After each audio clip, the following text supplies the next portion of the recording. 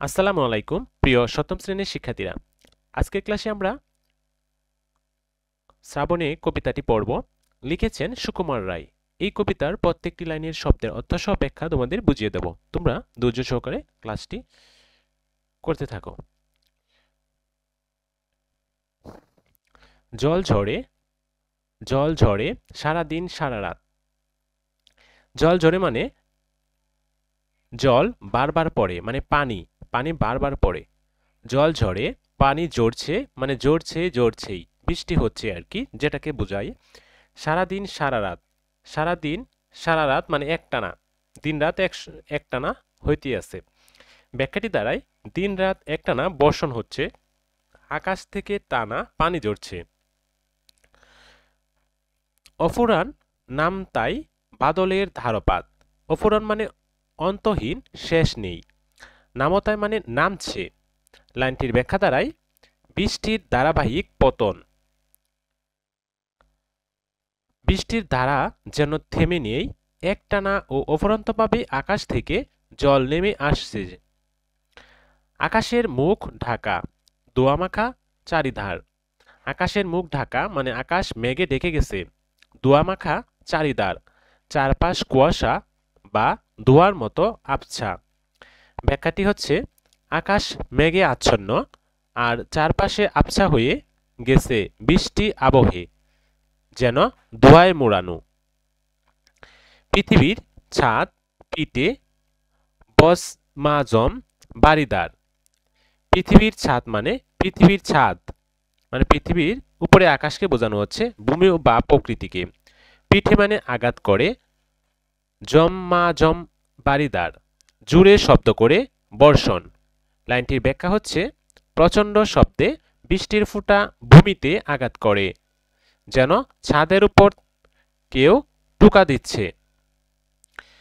স্নান করে গাছপালা পান খোলা বরসায়। স্নান করে মানে ভিজে যাওয়া, মানে গোসল করার মতো বোঝাচ্ছে। গাছপালা মানে গাছ ও লতা পাতা।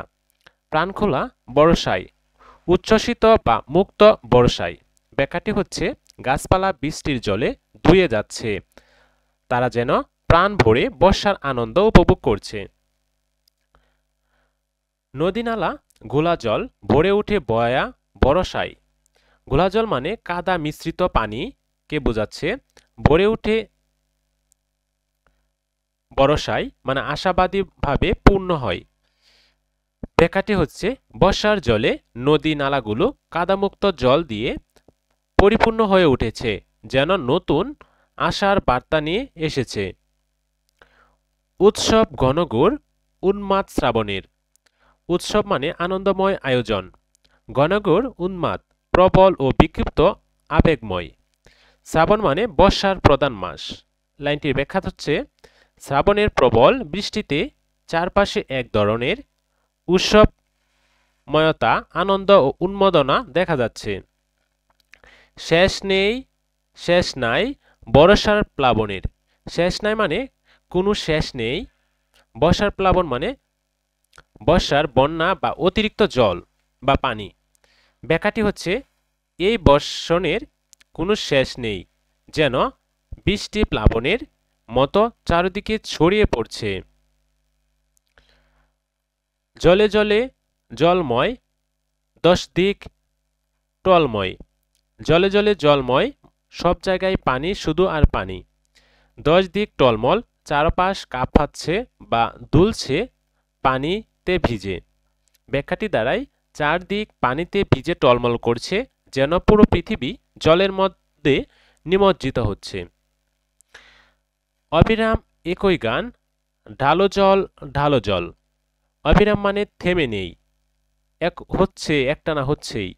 একই গান মানে একটানা একই সুর। ঢালো জল ঢালো জল, লাগাতার বৃষ্টি হইতেই আছে। ব্যাখ্যাটি হচ্ছে বৃষ্টি যেন একটানা একটি সুরে গাইছে জল।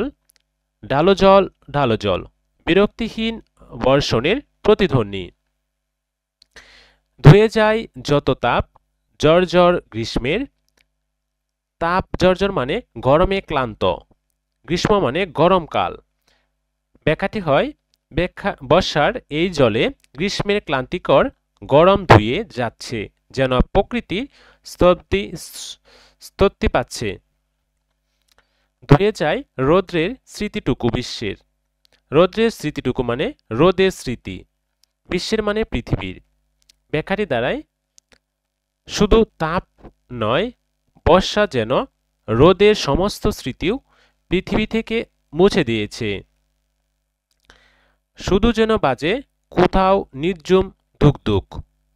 বাজে মানে শোনা যায়, নির্ঝুম মানে স্তব্ধ। ধুকধুক হচ্ছে নিঃশব্দে বুক দরফরের মতো শব্দ। ব্যাখ্যাটি হচ্ছে, পুরো স্তব্ধ পরিবেশে কোথাও যেন মৃদু ধুকধুক শব্দ, যেন কারো ভয়ের বা আশার নিঃশব্দ সাড়া।